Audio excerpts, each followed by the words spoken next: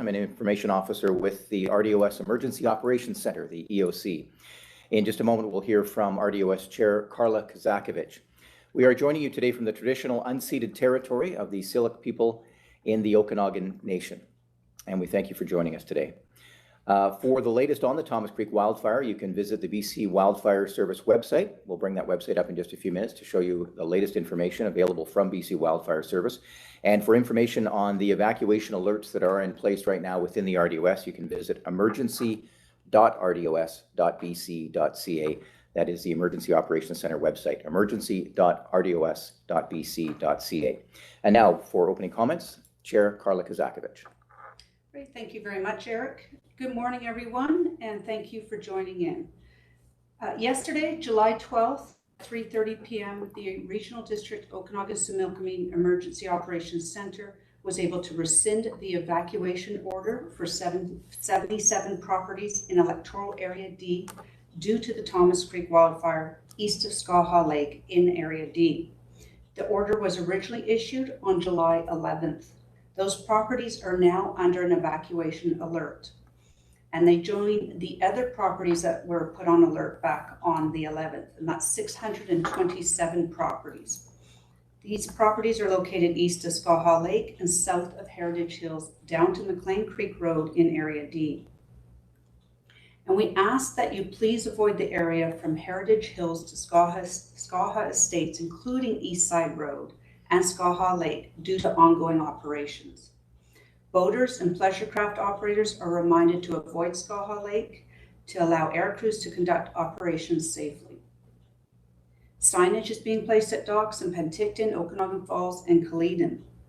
And I'd like to extend a huge thank you to the RCMP for dispatching a police boat yesterday to assist at Skaha Lake to direct the public to be out of the pathway of the skimmers and the helicopters. There is a large amount of smoke in the area. BC Wildfire Service has indicated that the fire has grown to about 900 hectares. Fortunately, at this time, we're not seeing the fire in the direction of the homes. It has maintained a southeast direction. Watch for health advisories and consider limiting outdoor activity. The RDOS is in communication with the Animal Emergency Lifeline Response Team, ALERT, and the Ministry of Agriculture regarding livestock.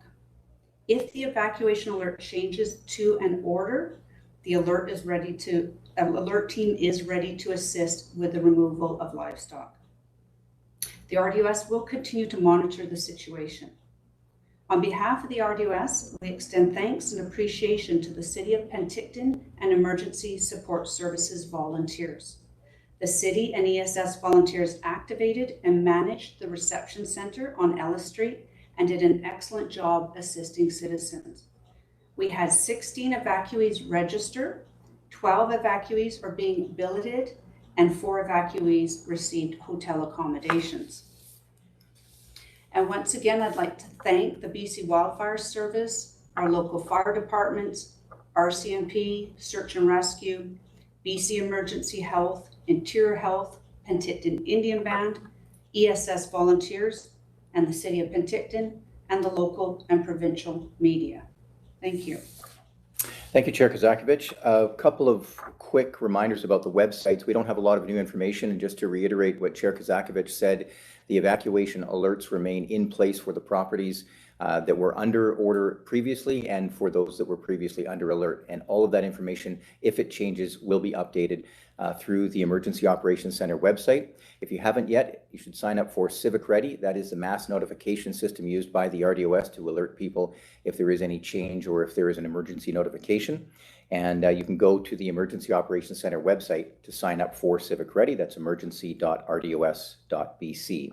Working behind the scenes, helping us out with our technology is Danny, and I will ask him if he can please bring up the evacuation area map on the RDOS Emergency Operations Center website. And you'll see with the interactive map, that shows the current area for the alert. Previously, of course, when there were 77 properties under order, that was in red. And this map will continue to be updated as the situation evolves. So at such time as the alert is removed for the entire area, or parts of the area, then that map will adjust accordingly. So that is a good place to check back and see what's happening with your property. Let's jump to the BC Wildfire Service website now, and this is where you can get the latest information on the wildfire itself, and you'll see maps of the fire zone and the latest stats on the fire. We do understand, as the chair mentioned, that the fire has grown overnight, but the evacuation alerts remain in place, and from what we understand, there are no imminent threats to any structures as a result of this wildfire. Now, this is a good reminder for anyone who lives in this area that wildfires and situations can change very quickly. If your property is under an evacuation order or an evacuation alert, you are asked to register with Evacuee Registration and Assistance. And the website is ess.gov.bc.ca. That's ess.gov.bc.ca. This is a very effective tool to be able to help make sure you get the services you need. If you are an evacuee under evacuation order, you are asked to go directly to the reception center to get the services you need. Before you do that, you can certainly register. And the RDOS understands that this is a very challenging time for residents. It's difficult for business owners and visitors as well. And we certainly appreciate your understanding and your cooperation. Any feedback, any information you may need, don't hesitate to contact the RDOS. The phone number for the Emergency Operations Center is 250-490-4225. That's 490-4225. And a last reminder, this is a very volatile situation, this fire and all of these wildfires. We understand this morning there are approximately 25 major fires of note burning within the province of BC, and BC Wildfire Service does an amazing job of trying to manage not only the situation operationally on the ground, but of course, making sure that you get the information that you need and providing that to the local government so we can then provide it to you.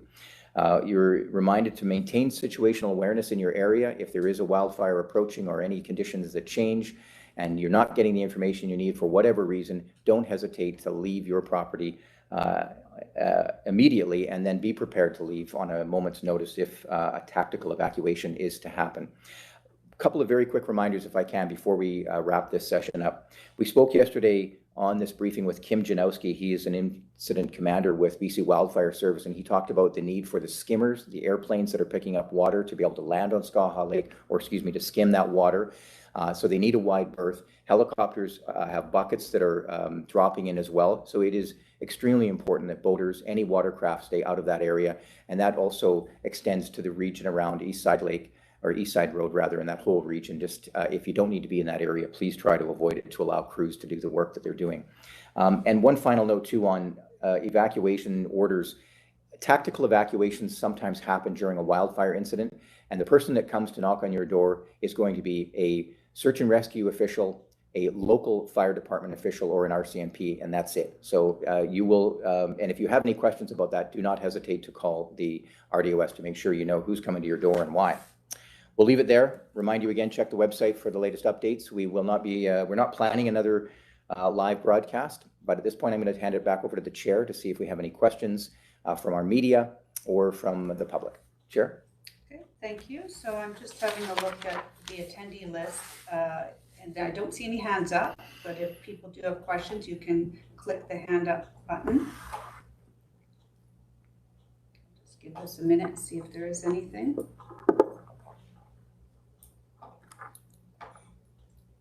Danny, do you see anything from our attendee list? Nothing in the chat, nothing in the GA. Okay.